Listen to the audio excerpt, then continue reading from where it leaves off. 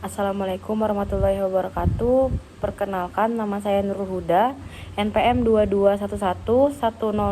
2211100134430057, semester 5, kelas manajemen 02. Jadi saya mohon izin Bapak Sunarto untuk memaparkan hasil tugas saya, yaitu menjabarkan atau meresum dari materi yang sudah Bapak jelaskan sebelumnya.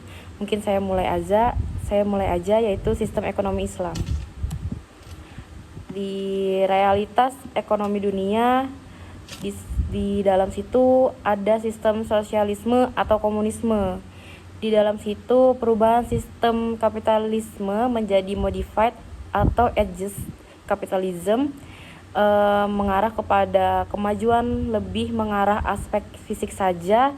Ada kemajuan tapi penuh ketimpangan. Di dalam kapitalisme juga yang kaya makin kaya, yang miskin makin miskin, seperti yang sering Bapak jelaskan. Di dalam sistem ekonomi kapitalisme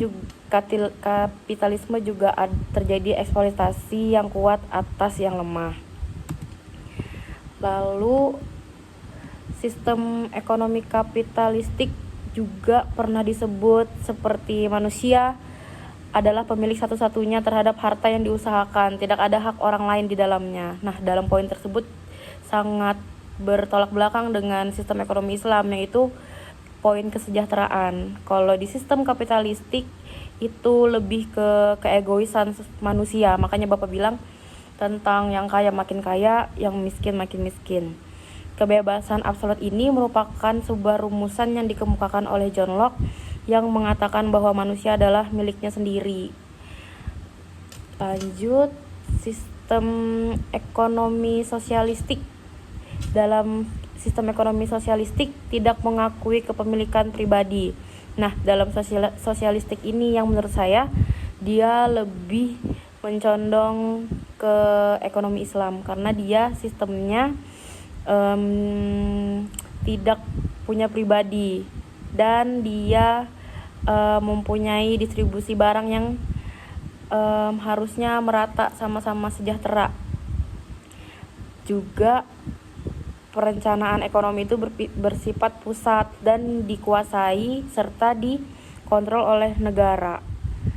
Lalu ada pengertian sistem ekonomi Islam. Sistem ekonomi Islam adalah sistem ekonomi yang dijalankan berdasarkan syariat Islam atau aturan-aturan Allah.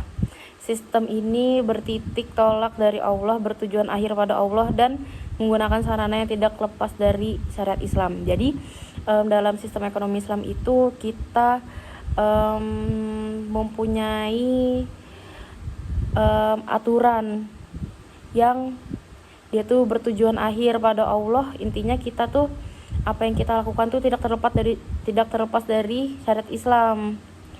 Yang kita lakukan harus sesuai dengan ketentuan Allah, baik dalam hal jual beli maupun simpan pinjam, dan apapun tentang berbau ekonomi sudah diatur dalam Islam.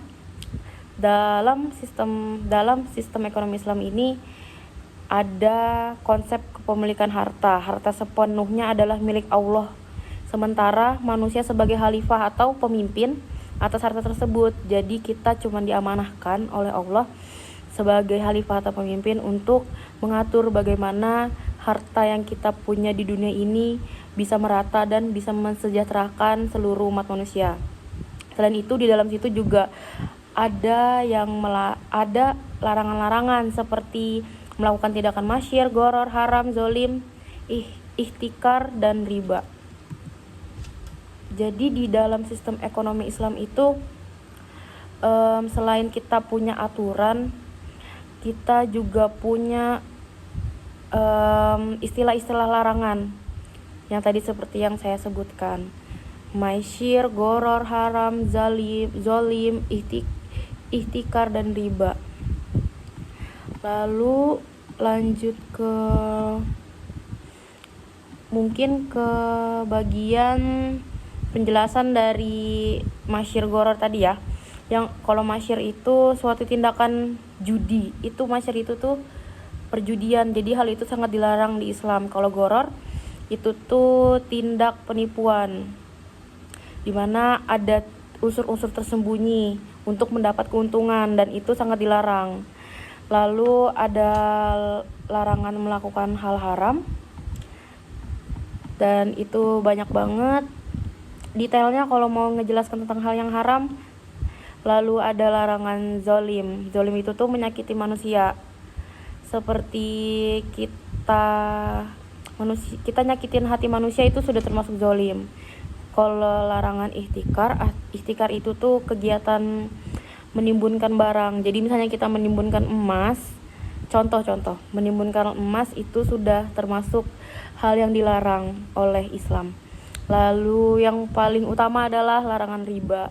Sebenarnya semuanya utama, cuman kenapa saya bilang yang paling utama riba, karena dalam riba ini sampai sekarang pun banyak banget umat-umat manusia yang masih menormalisasikan riba. Bahkan banyak orang-orang di sekitar saya yang masih bekerja di bank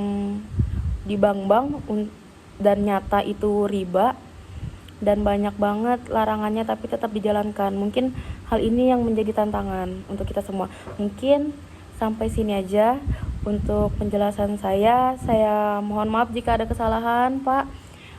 Wassalamualaikum warahmatullahi wabarakatuh.